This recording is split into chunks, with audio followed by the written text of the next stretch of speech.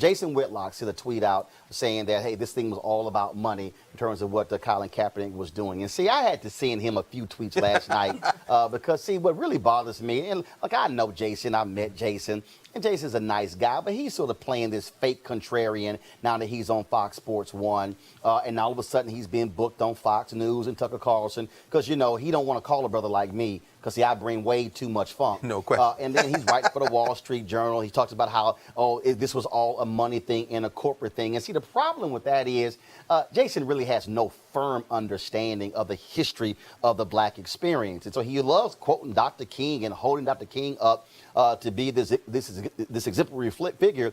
But I do recall that the March on Washington initially was called the March on Washington for Freedom. But because the labor unions were paying for it, they said, you got to put jobs in this thing. That's how it became the March on Washington for Jobs and Freedom. Then 1964 in Atlantic City with the Mississippi Democratic Freedom Party, when they wanted to seat that black delegation, Dr. King initially testified on behalf of that group and Fannie Lou Hamer. But it was President Johnson who said to the labor leader, Walter Reuther, he said, look, you tell King, he said, you put pressure on him and make it clear that if he don't stop and get on our side, you gonna pull his funding. He went to Dr. King. Dr. King realizing that if the funding was pulled by the labor unions, they couldn't fund the movement. So therefore, he went along with the compromise of the Democrats, much to the consternation of those black folks from Mississippi. See, that's corporate influence, Dr. King. But also, I do recall, Jason, in 1964, Dr. King wins the Nobel Peace Prize. And when he comes back to Atlanta, all the white folks in Atlanta say, look, we ain't doing nothing with this black man with the Nobel Peace Prize. Yet it was the CEO of Coca-Cola who said, let me make it clear,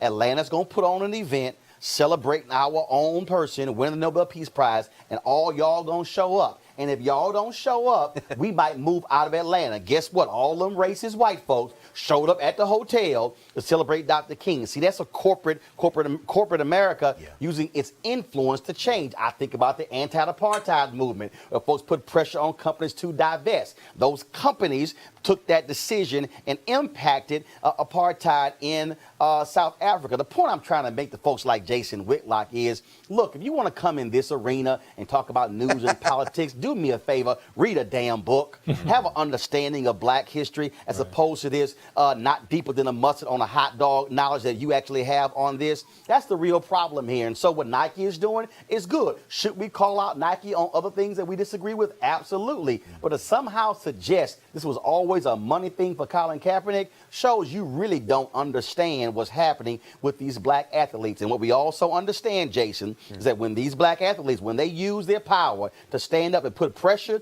on folks, then you're going to see things happen. That's really, Jason, what America really can't stand, is when black folks realize they have power and then start using that power, which is why a brother like me didn't wait for somebody else to give me a show. I decided to own my own. That's why this is Roland Martin Unfiltered.